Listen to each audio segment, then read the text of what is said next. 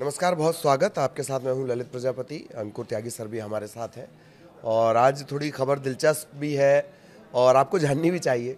पूरी दुनिया को हथियार के दम पर, अपने हथियारों का दम दिखाने वाले, पूरी दुनिया में टेक्नोलॉजी को अपना एकमात्र वो बताने वाले अमेरिका, वो अगर किसी को कॉपी करे, किसी की टेक्नोलॉजी को कॉपी करे तो आपको कैसा लगेगा? ये बहुत दिलचस्प है ये न्यूज़। तो सर से सबसे पहले यहीं से शुरू करते हैं, क्या खबर है सर ये? देखिए, पूरी दुनिया में अमेरिका का जो एक बाज़ार है वो इस बात को का अपना कंधा ऊंचा करता है कि देखिए, सबसे बड़ा फाइटर जेट हमारे पास है, सबसे तेज़ चलने वाली मिसाइलें हमारे पास है, हमारे पास दुनिया की वो तमाम चीज़ें हैं जो दुनिया के पास नहीं। लेकिन एक दिलचस्प खबर ये है कि अमेरिका ने ईरान से कॉपी की है एक चीज़, और उस चीज़ का नाम है ड्रोन। यानी कि जो ईरान का सबसे बड़ा शानदार जो ड्रोन है, उसको अमेरिका ने रिवर्स इंजीनियरिंग करके उसको बनाया है। और उसको इसलिए बनाया है क्योंकि ईरान का ये जो ड्रोन है, इसने पूरी दुनिया में अपनी बादशाहत साबित की, ख़ास तौर पर रेगिस्तान और पहाड़ी इलाकों में। क्योंकि जैसा कि आपको मालूम होगा, ईरान का जो पूरा टेरेन है वो पहाड़ का है।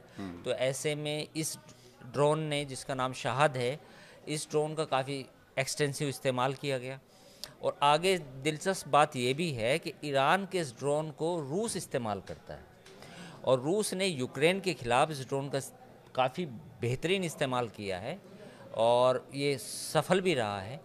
तो अमेरिका ने देखा कि भाई, ईरान के पास तो ये ड्रोन है और जो शानदार काम कर रहा है, तो ये ड्रोन अमेरिका के डिफेंस या फौज के हाथ लगा। वो ड्रोन लेके वो अमेरिका गए और अमेरिका के लेबोरेटरी में इस ड्रोन की रिवर्स इंजीनियरिंग की गई, और रिवर्स इंजीनियरिंग करके अमेरिका ने फिर एक नया अपना ड्रोन बनाया है, जो इस ड्रोन को वो अमेरिका अब दावा कर रहा है कि हम इसको टक्कर दे सकते हैं। अब वो ये दावा कर रहा है रिवर्स इंजीनियरिंग से बना हुआ ये ड्रोन है। एक बात और भी है कि जब शुरुआत में कहा जा रहा था कि ईरान इजराइल एक तरफा मामला है, इजराइल तो ये कर देगा, इजराइल वो कर देगा। इसके अलावा भी कई ऐसे मोर्चे रहे हैं जब ईरान के जो ड्रोन रहे हैं, उन्होंने ना सिर्फ डराया है बल्कि काफ़ी हद तक पीछे भी किया है इजराइल को। देखिए, आपको याद होगा जब जब अमेरिका इसराइल और के साथ जब जंग हुई थी ईरान की, तो उस समय दोहा में भी अटैक किया था ईरान ने। हालांकि वो सांकेतिक अटैक था, हाँ, सिर्फ दिखाने वाला था वो। दिखाने वाला था। वहाँ एक मॉल में भी अटैक हुआ था। लेकिन आपको मालूम होगा कि वो केवल एक सिंबॉलिक था, उसमें किसी को जान माल के नुकसान नहीं पहुंचाना था।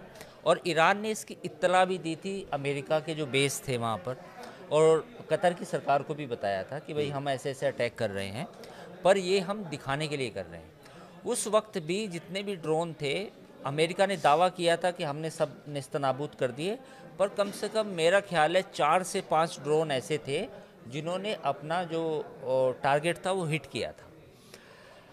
देखिए, 2-3 चीज़ें समझने की ज़रूरत है कि ईरान ने पिछले काफ़ी समय में, ईरान एक समय मिडिल ईस्ट में एक ऐसा मुल्क माना जाता था जिसमें साइंटिफिक डेवलपमेंट काफ़ी आगे था। हाँ, लेबनान की हम बात करें, सीरिया की हम बात करें, लेबनान, मतलब लेबनान को ये माना जाता था कि ये ईस्ट ऑफ पेरिस है, यानी कि मिडिल ईस्ट का जो है ये पेरिस पेरिस है। पेरिस है।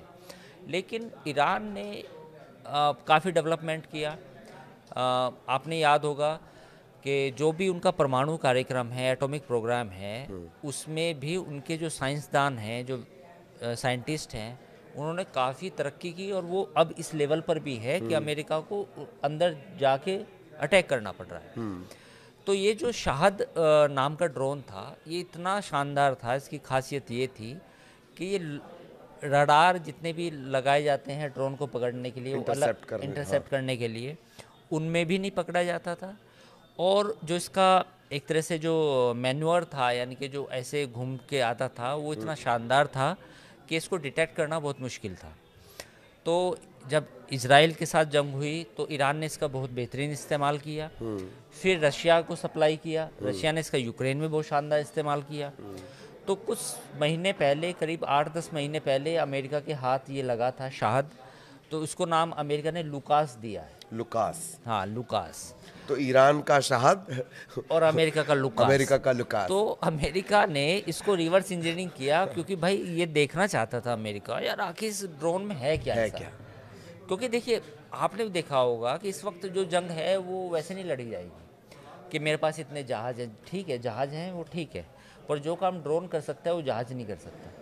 आपने देखा होगा भारत पाकिस्तान, जब हमारे और पाकिस्तान के बीच में जंग हुई। मैं दरअसल इस एंगल को और थोड़ा विस्तार से इसलिए भी समझना चाह रहा था कि हथियारों की एक लड़ाई, हथियारों की भूख हर मुल्क की अपनी अपनी होती है। इतने हथियार हैं हमारे पास, उतने हथियार हैं, लेकिन कई छोटे, जैसे यूक्रेन ने शुरुआत में रशिया की नाक में दम ड्रोन के जरिए किया। भारत ड्रोन पर फोकस कर रहा है। ईरान का ड्रोन आपको कॉपी करने की नौबत आ जाए, महाशक्ति को, जिसके पास क्या नहीं है, हजारों की संख्या में, तो उसके स्टोर रूम में कहता है कि परमाणु हथियार पड़ा हुआ है। स्टोर रूम में मतलब उठाना है, ऐसा भड़ से फेंक देना है। जिसके पास इतने परमाणु हथियार हो, वो किसी का ड्रोन कॉपी कर ले। ड्रोन ने आम जनजीवन के अलावा वॉर टेक्नोलॉजी को भी देखिए, बदला है सर। बिल्कुल ललित, आपकी बात बिल्कुल सही है। आपने देखा होगा कि आने वाली जितनी भी लड़ाइयाँ हैं वो ड्रोन के जरिए लड़ी जाएंगी, और सब लोग जानते भी हैं।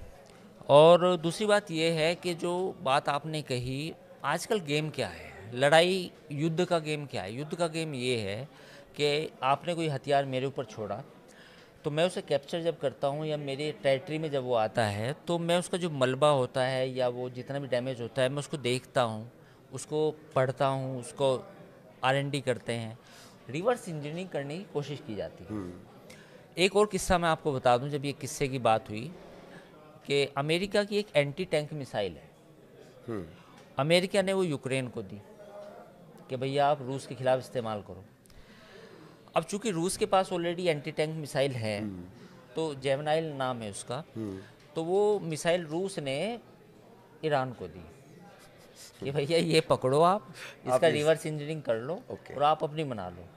तो ईरान ने रिपोर्टेडली, ऐसी खबरें हैं कि जो अमेरिका की एंटी टैंक मिसाइल, और वो दुनिया की बेहतरीन एंटी टैंक मिसाइल है, ये भी बड़ा सवाल है, उसका रिवर्स इंजीनियरिंग कर दिया ईरान ने। तो अमेरिका ने जहां उसका ईरान का ड्रोन कॉपी किया, वहीं ईरान ने अमेरिका की जो बेस्ट एंटी टैंक मिसाइल है उसको रिवर्स इंजीनियरिंग करके बना लिया है, ऐसी खबरें हैं।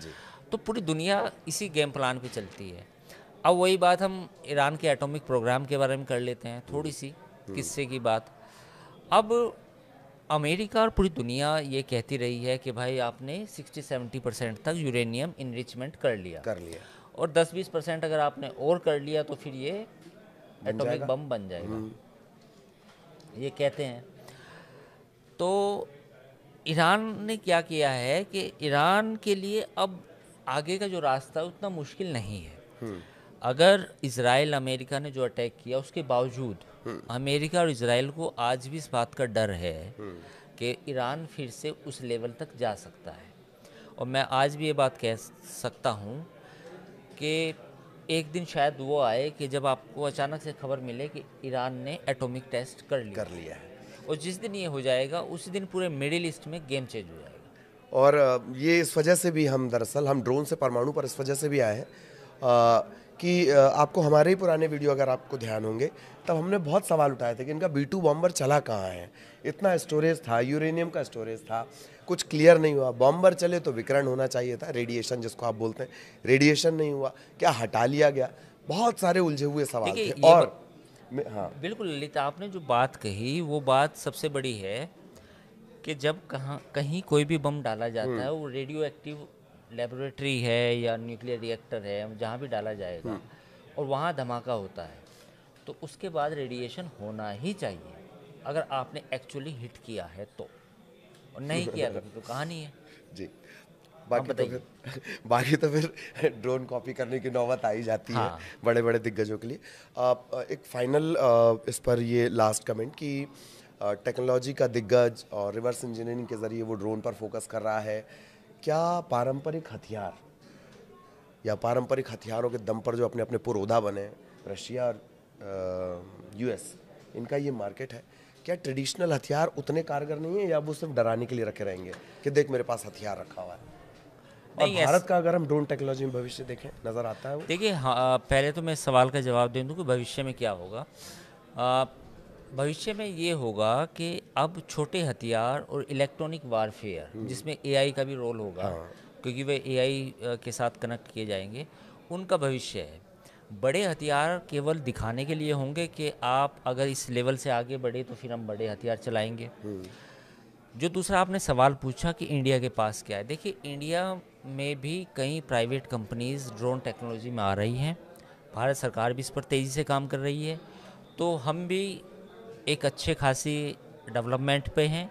हाँ, ये बात ज़रूर है कि पूरी दुनिया में जैसे टर्की, अमेरिका, चाइना और अब ईरान भी कह सकते हैं, ईरान, इन लोगों ने भी अच्छी खासी तरक्की की है ड्रोन टेक्नोलॉजी में। तो मुझे लगता है कि ये टेक्नोलॉजी इवॉल्व होती रहेगी और इसमें नए नए प्रयोग होते रहेंगे, और ऐसे ऐसे प्रयोग होंगे कि ड्रोन को पकड़ना मुश्किल ही नहीं, नामुमकिन होगा।